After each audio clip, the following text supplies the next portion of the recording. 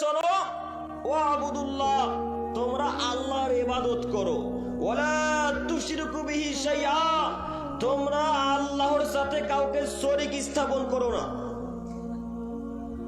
শরীক স্থাপন বুঝতে পারলেন?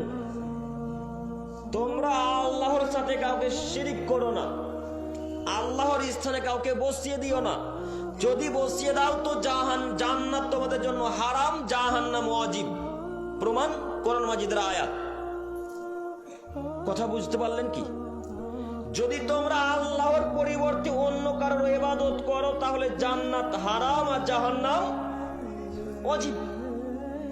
তো আল্লাহর স্থানে বসিয়ে দেওয়ার নাম হচ্ছে শিরক। তো শিরক কোনটা? মাজারে সিজদা করা। শুধু কি একটাই শিরক, আর শিরক নাই? আছে কি আর শিরক? আছে না? বোতলটা দেন। এই বোতলটাতে পানি খেতে যাচ্ছিলেন, বোতলটা এইভাবে পড়ে গেল। তো যেমনই পড়ে গেল তেমনই বলছেন, আজকে আমাদের বাড়ি কুটুম আসবে রে। কথা কি মিলল? কথা মিলেছে? আপনার স্ত্রী সকালবেলা থালা মাজতে যাচ্ছিল, থালা মাজতে যেতে যেতে যেতে যেতে সব থালা বাসন হাত থেকে পড়ে গেছে। তখনই সঙ্গে সঙ্গে বলে উঠছে, হ্যাঁ গো, আজকে কেউ আমাদের বাড়ি আসবে। কথা মনে ভুল হচ্ছে নাকি? ঠিক সকালবেলায় দেখবেন কাক বাড়ির উপরে কা কা করে চেঁচাচ্ছে, চিল্লাচ্ছে। তো যখনই কাক চেঁচাচ্ছে তখন আপনি আর আপনার স্ত্রী বলছেন, আজকে কোনো দুর্ঘটনা ঘটবে নিশ্চয়। যে কথা কি ভুল হচ্ছে না? এরকম আপনাদের কারো গ্রামের মানুষ বলে না? বলে তো। এগুলো কি? এগুলো সব শিরক। আরে কে কি হবে, কে মারা যাবে না মারা যাবে, কাকে কি করে জানলো? জি, ওই যে বাড়ির দেওয়ালে টিকটিকি থাকে, টিকটিকি থাকে কি? টিকটিকি আছে। তো আপনারা দুই ভাই বা স্বামী স্ত্রীতে কথোপকথন করছেন, মানে কোনো বিষয় নিয়ে আলোচনা করছেন। আলোচনা করতে করতে এক পর্যায়ে টিকটিকি বলছে ঠিক ঠিক ঠিক ঠিক, টিকটিকিতে আওয়াজ করেছে। তখন আপনার আপনার স্ত্রী বলছেন, দেখলা আমার কথাই ঠিক হলো, টিকটিকিতে ঠিক বলেছে যে।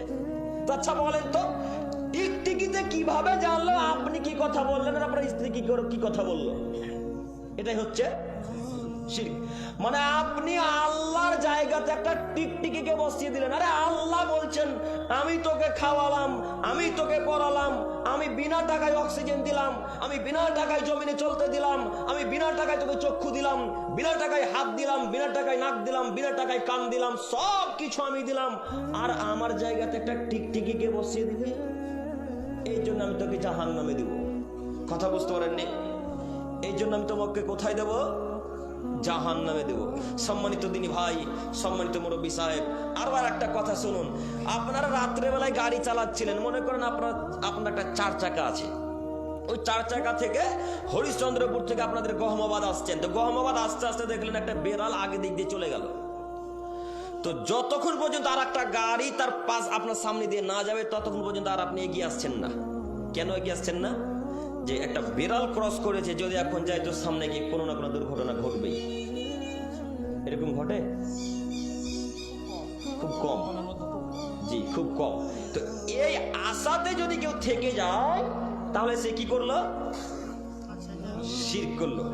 আর একটা কথা বলি, বাল্যকাল অবস্থায় যখন আপনি ছোট ছিলেন, এই ছেলে তোমাকে বলছি, তুমি যখন বাল্য অবস্থায় ছোট ছিলে তখন তোমার দাঁত উঠেছিল, এই দাঁত।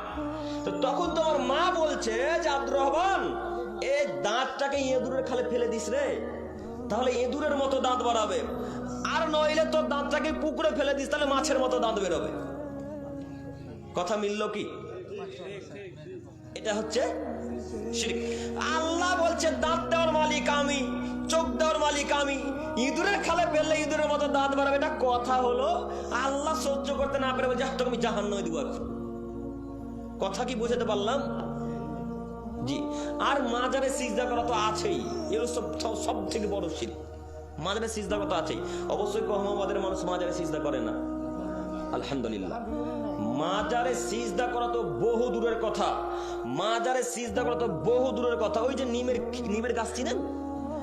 নিমের খিল যদি কেউ একটা মাজারে দান করে তো তার জন্য জান্নাত হারাম, তার জন্য জান্নাত হারাম, তার জন্য জান্নাত হারাম। দেখি কোন মায়ের বেটার ক্ষমতা আছে বলতে পারে জান্নাতে যাবে। যদি জান্নাতে যাওয়া লাগে তাকে এখন তওবা করে মৃত্যুবরণ করতে হবে। কি করে মৃত্যুবরণ করা লাগবে? তওবা করে। তওবাবিহীন অবস্থায় যদি মারা যায় জান্নাত হারাম, জান্নাত হারাম, জান্নাত হারাম। আল্লাহ তাআলা বলছেন, আদমের ছেলে মেয়ে শোনো, যে ব্যক্তি শিরক করে মারা যাবে, যে ব্যক্তি শিরক করে মারা যাবে, আমি আল্লাহ তাআলা তার জন্য জান্নাতকে হারাম করে দিলাম, ওমাহুন নার, এবং তার থাকার জায়গাকে আমি জাহান্নাম করে দিলাম, ওমালিদ যালিমিনা মিন আনসার, এবং আমি আল্লাহ তাআলা তাদেরকে অত্যাচারীদের অন্তর্ভুক্ত করে দিলাম। আমি আল্লাহ সুবহানাহু ওয়া তাআলা অত্যাচারীদেরকে কখনো সাহায্য করব না। তাই আল্লাহ তাআলা অত্যাচারীদেরকে কখনো সহযোগিতা করবেন না। সম্মানিত তিনি ভাই, বলছিলাম আল্লাহর ইবাদত করবেন, আল্লাহর সাথে কাউকে বসিয়ে দিবেন না, শিরক করবেন না।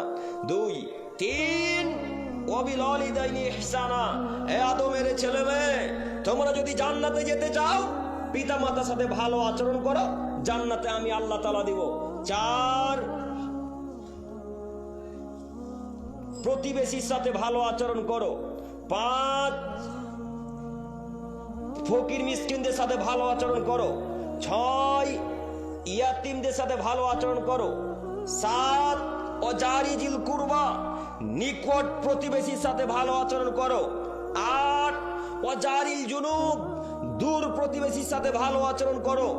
9 অসাহিবি বিল জামবে, তোমার পথের পথিকের সাথে, তোমার পথের সাথীর সাথে ভালো আচরণ করো।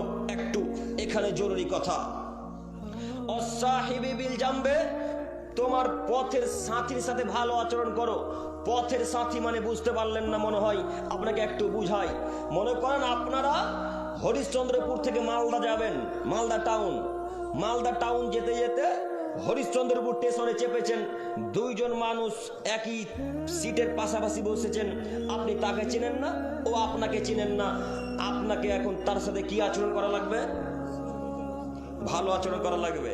তো যুবক, তোমাকে বলছি, তুমি একটা ব্র্যান্ডেড কাপড়ের জামা পরেছো, একবারে সাদা ধবধবে, আর একটা কালো কুৎসিত কুচকুচে প্যান্ট পরেছো, খুব মানাচ্ছে তোমাকে, দেখতে খুব সুন্দর লাগছে।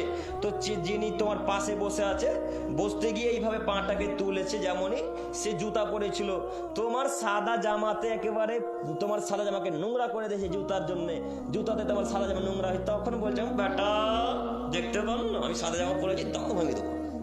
দেখতে পান না আপনি ভালোভাবে চলতে পারেন না, এইভাবে বলে তুমি খুব বড় অপমান করলে।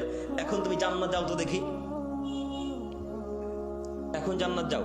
যুবকেরা করে না নাকি? সামান্য জামার কথা তো বললাম, আরে জুতাতে যদি পা লেগে যায় তবুও গালি দেওয়া লাগে, তাই না? জুতাতে যদি পা লেগে যায় তবুও গালি দেওয়া লাগে। আপনাদের এদিকের ঘটনা বলতে পারি না, বিহারে চলে যাবেন, ওই বিহারের দিকে দেখবেন একজন আর একজনের পায়ে যদি শুধু পাঁচা পেদা, তো কি যে ভাষায় গাল বলার নেই আর। গালি শুরু এখন শুনতে আপনি যদি পারেন তবেই ঠিক, এত নোংরা ভাষায় গালি দেয়। তো এরা আসলে মুসলিম নয়, এরা নামধারী মুসলিম, এরা শুধু গোশত খাওয়া মুসলিম, তাই না? এরা শুধু গোশত খাওয়া মুসলিম। যুবক তুমি শোনো, আল্লাহ বলছেন অসাহিবি বিল জামবে, তোমার পথের সাথীর সাথে তুমি ভালো আচরণ করো। আচ্ছা বলুন তো দেখি, পথের সাথীর সাথে যদি ভালো আচরণ করা লাগে, তাহলে বাড়ির পাশের লোকের সাথে ভালো আচরণ করা লাগবে না?